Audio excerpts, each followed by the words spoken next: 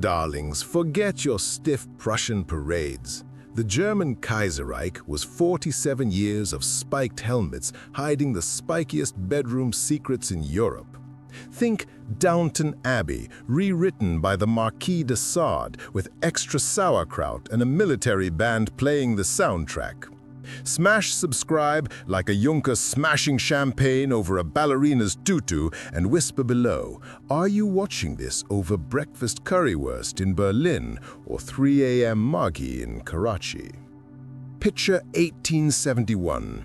Bismarck has just glued 25 grumpy kingdoms together with blood and iron, and the new Kaiser, Wilhelm I, is too old to care what anyone does after lights out. Enter his grandson, the future Wilhelm II. Withered arm, overcompensating ego, and a libido that needed its own general staff. The real action started in the Berlin salons. Countess Dona von Waldersee, wife of the chief of the general staff, kept a little red notebook listing every officer she'd comforted after maneuvers. By 1890, the book was thicker than the army list. Her husband read it every night and saluted. Duty, darling. The Kaiser himself preferred the ballet. The Royal Opera kept a corps de ballet whose real job description was horizontal refreshment for high command. One dancer, 16-year-old Anna von Elba, was gifted to the Crown Prince for his 21st birthday, complete with ribbon around the only part she was still wearing. She retired at 19 with a villa in Potsdam and a pension signed by the Kaiser personally. Then there were the Liebesinseln, love islands in the Tiergarten. After dark, the paths filled with officers in full-dress uniform and ladies in half-undress. One British attaché reported, I saw a colonel of hussars salute a lady with his saber, then use it to cut her corset laces. Efficiency is truly German. The Herren Club on Unter den Linden was gentlemen only until midnight, after which the gentlemen brought company. The club rules were simple. No uniforms below the waist, no names above the neck. One member kept a scorecard. By 1914, he'd chalked up 47 generals, 12 admirals, and 1 archbishop. The archbishop insisted on wearing his mitre. Kinks are sacred. The infamous Eulenburg Circle took it to operatic levels. Prince Philip's Eulenburg, the Kaiser's best friend, hosted all-male hunting parties at Liebenberg Castle, where the only thing shot was dignity. Guests wore Greek tunics, nothing underneath, and played panpipes between rounds. When the press finally sniffed it out in 1907, the trials destroyed half the general staff. The Kaiser called it the greatest calamity since Waterloo, then promoted the surviving officers just to be safe. Next, we'll march into the cadet schools and the Prussian military academies, because nothing says discipline like a 17-year-old aristocrat learning to take orders in every possible position. Keep your helmet polished and your monocle steamed, darlings. Darlings, we last saw Prince Eulenburg piping his way through Liebenberg while the Kaiser pretended to be shocked. Now follow me at dawn to the cadet barracks, because if you think Prussian discipline meant cold showers, you clearly never met the senior class of Lichterfelder. The Prussian military academies were less schools, more finishing colleges for future officers and current vices. Boys arrived at 15, pure as alpine snow, left at 18, knowing exactly which way to salute when trousers were round ankles. The ritual was called Knabenerziehung, boy education, and every Junker family paid extra for the deluxe package. At Gross Lichterfelde, the day began with drill, ended with duels, and filled the middle with fencing lessons that had nothing to do with swords.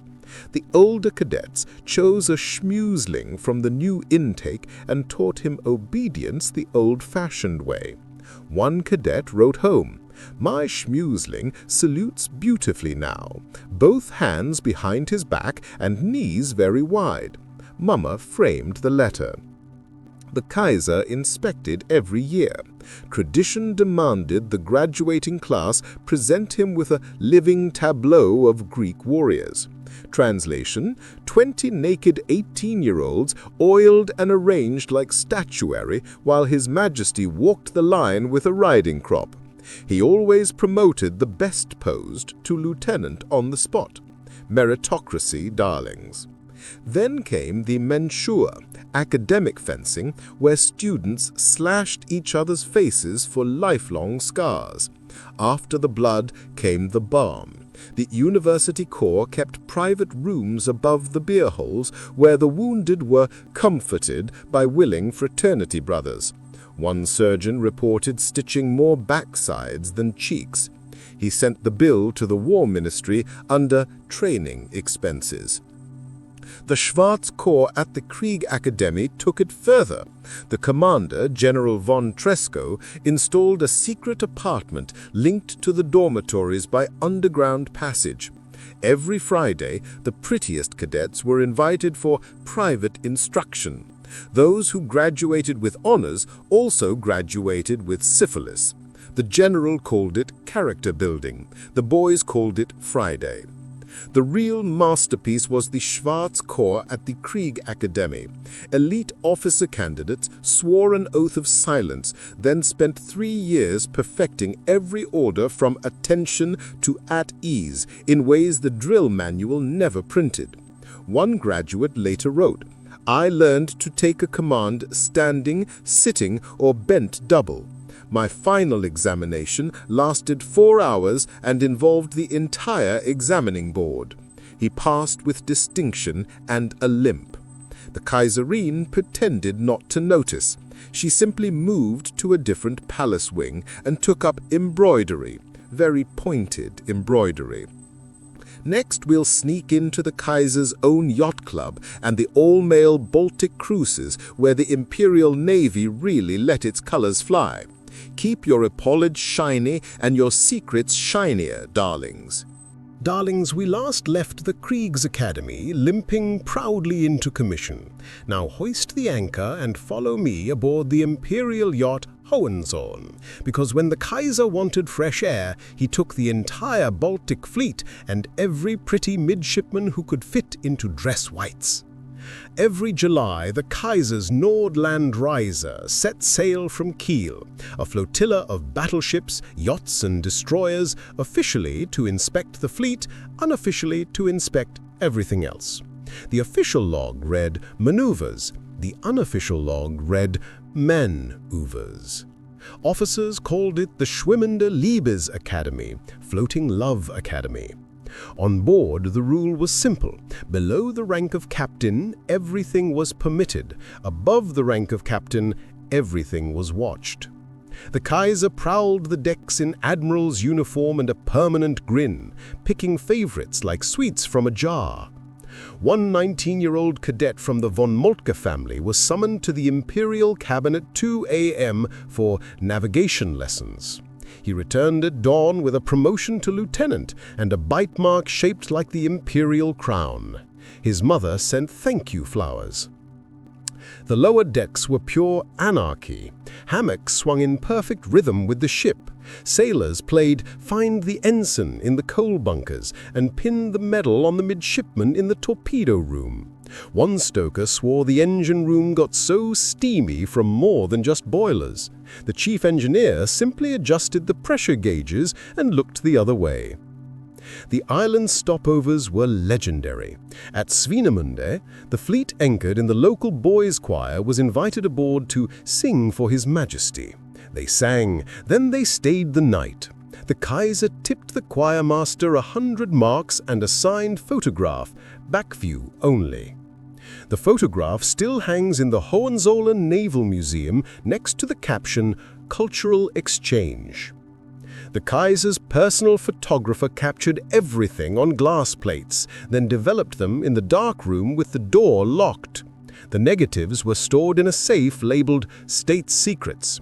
Historians still argue whether the 1914 July crisis started because Austria declared war or because someone threatened to leak the 1908 negatives. Both, darling. The final touch was the Kaiser's all-male masquerade on the last night. Officers dressed as Greek gods, sailors as nymphs, and the Kaiser as Zeus, complete with gilded lightning bolt. The bolt was detachable, very detachable. One admiral woke up wearing it as a tie clip and never returned it. It now sits in the Hohenzollern family vault, labeled personal jewelry.